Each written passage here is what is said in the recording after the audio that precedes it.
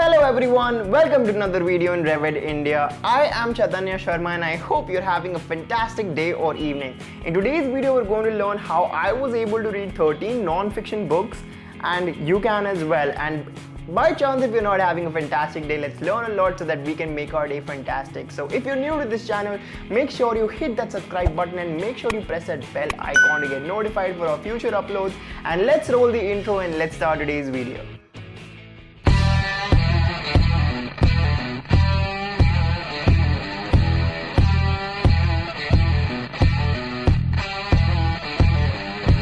Now, originally I had set a target of reading 15 books in a week for myself and I wasn't able to achieve it, and hence the change in title.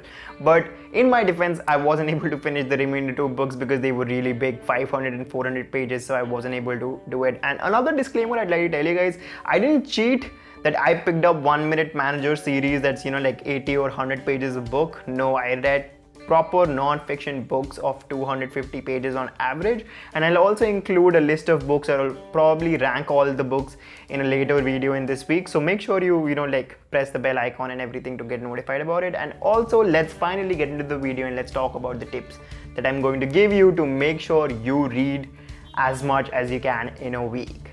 Now, to be able to do something like this, I had to take a lot of measures to put myself in that zone where I wouldn't get distracted and I'll be able to have a lot more focus and a lot more attention. So what I did was I socially isolated myself. That is, I was only interacting with my parents who I live with, and I wasn't really talking to any of my friends or anything. I deactivated all my social media accounts. I was not on WhatsApp. I had deactivated my SIM, so there was basically no outside contact or no notifications. I always make sure that my phone was on DND, so there was basically no notification and no scope of me getting distracted because of someone trying to take my time, right? And that was probably the most important measure I had to take, because tiny distractions can actually take a lot of attention away from you, right? And if you really want to work on prolonged tasks, what you have to do, and the most important task, is that you have to block your time, and in that block time you're doing nothing but the activity that you're choosing to do, and in my case it was reading. So by socially isolating myself from all the possible distractions, I was able to complete reading 13 books. I read half of 2 other books that I wanted to read, and I was able to plan my entire remainder of the year, second half of the year, starting July to December.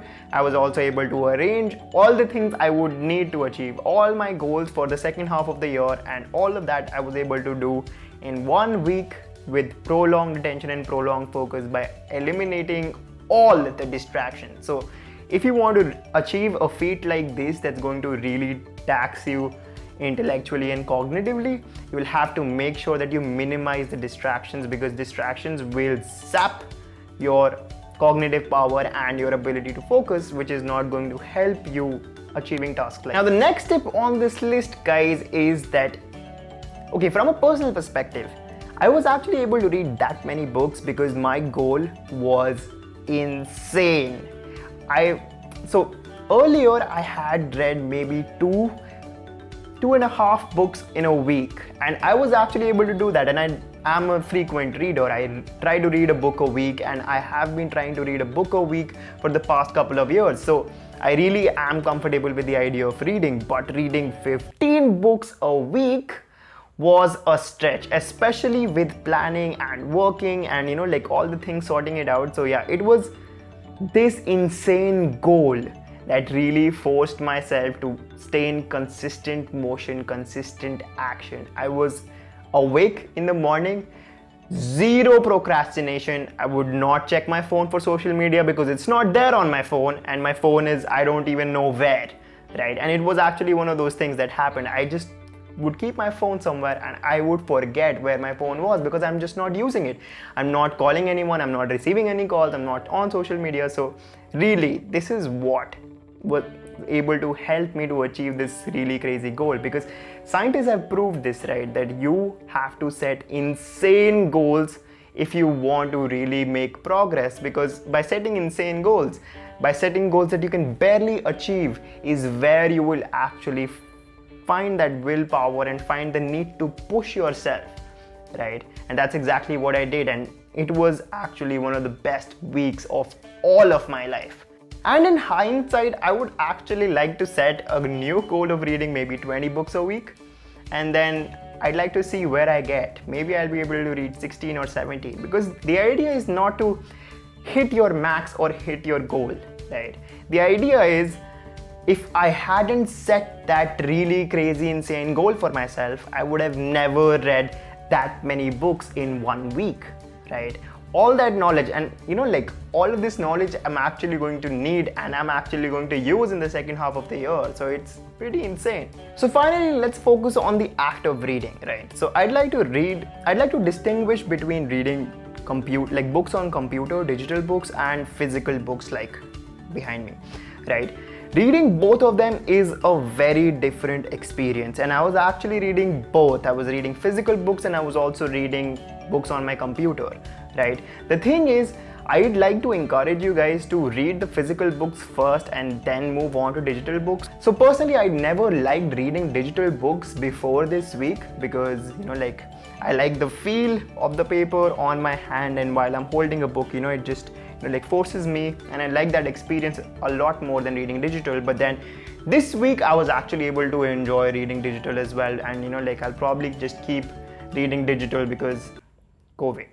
Right, now let's assume that you want to read only 2 books in a day, and 1 book is in physical format and digital format. Read physical first and digital later, because digital books are also taxing towards your eyes, right? Because you'll have to take a 2 or 3 minute break every 30 minutes at least to make sure your text doesn't get blurry. And one thing that I was actually doing actively while reading on digital formats was I would zoom to the max that I can and read as big words as I could, because like reading big words is just easier on the eyes, and that would actually enable you, and that's what enabled me to read for prolonged periods on a computer, right? So make sure you do that as well. Now this goes without saying, guys, make sure you do get your blood flowing throughout the day. Do like some push-ups, some skips, some squats, some basic cardio exercises to make sure that your body is not in a resting state all the time, for the simple reason that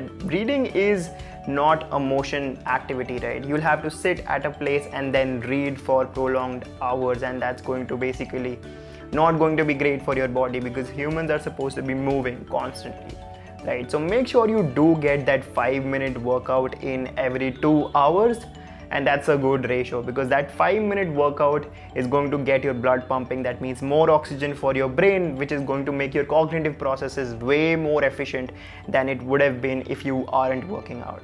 So that's something that's really important. Now the next tip is, I urge you to avoid sugary foods and foods that enable make you sleep, right? For example, chole bhature and lassi, right? Avoid foods like that, because they're going to make your energy in your body very erratic, right? Like if you have a burst of energy and then you're completely dead an hour later, you won't be able to do prolonged exercises or prolonged reading, and you won't be able to be cognitive efficient. So eat food that is low on glycemic index, that's like a slow burn, like oats and so on and so forth. If you want a list of things that you could eat, I'll probably find an article and link it down in the description. But it goes without saying, just make sure you eat food that digests slowly in your body instead of like a quick energy boost, right? Avoid sugar as much as you can. Now the 6th tip on this list, guys, is that you can do this thing that I like to call caffeine cycling, and it's one of those things that I used to do very vigorously, right? It's basically, you have a certain amount of coffee or certain amount of caffeine in your bloodstream at certain points, right? For example, you'll wake up and you'll have 1 cup or 2 cups, and then 3 hours later you'll have another cup, 2 hours later another cup, 2 hours later, and you'll stop having a cup of coffee 6 hours before you go to bed. And you can do your own calculation according to your sleep schedule and everything, and it basically promotes you to be the most cognitive efficient, because caffeine is a wakefulness promoting agent, right? Like what do we need the most to focus, not feel sleepy, right? So caffeine can be really caffeine can really act as an aid to actually help you get whatever it is that you're trying to do, a cognitive task or an exercise or whatever, done, because it is a wakefulness promoting agent. You won't feel sleepy, you won't feel dizzy, you'll feel active, you'll feel focused, you'll feel attentive, and that's exactly what we need. Now I will make an in-depth video on how I actually caffeine cycle, but it'll take some time because actually last week was when I started a caffeine detox, because I was having 5 to 6 cups of coffee a day, and trust me, the last week was absolute maddening. It was probably one of the worst weeks of my life. I was actually moody, I was actually depressed. That's what caffeine does to you, so don't go overboard on caffeine. I was actually able to,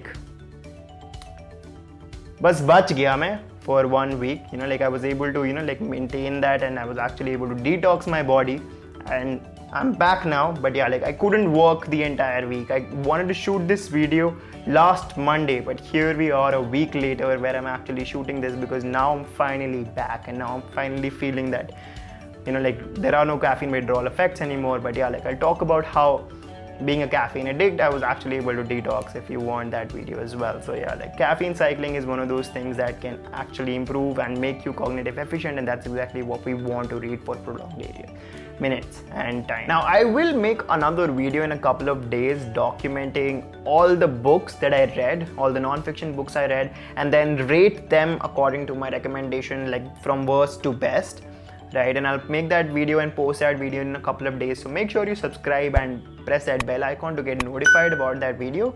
And also share this video with your friends, guys. It'll really help me, because we're a small channel. YouTube doesn't really help us get that growth yet. We'll need to reach a certain threshold, so your shares and your likes and your comments are really going to help us a lot, and I'll personally really appreciate it if you do, because I genuinely want to make content, and I genuinely want to tell you things that are going to make you a better version of yourself, that can actually enable you in learning whatever it is you want, or doing whatever it is that you want to achieve with your life. And I'll only be able to do that by your help. So help me help you, and that's exactly what we're all about. So this is Chaitanya Sharma, guys. I'll be signing off, and I hope you're having a fantastic day now, because if you weren't having a fantastic day, I hope I was able to add tiny bit of value in your life, so that cheer up if you're not having a fantastic day and everything. And like this video, comment on this video, and share on this video, and I think that's it, guys. So I'll see you in the next one, and we'll be I'll show you my recommendation of the book that I read. So until next time.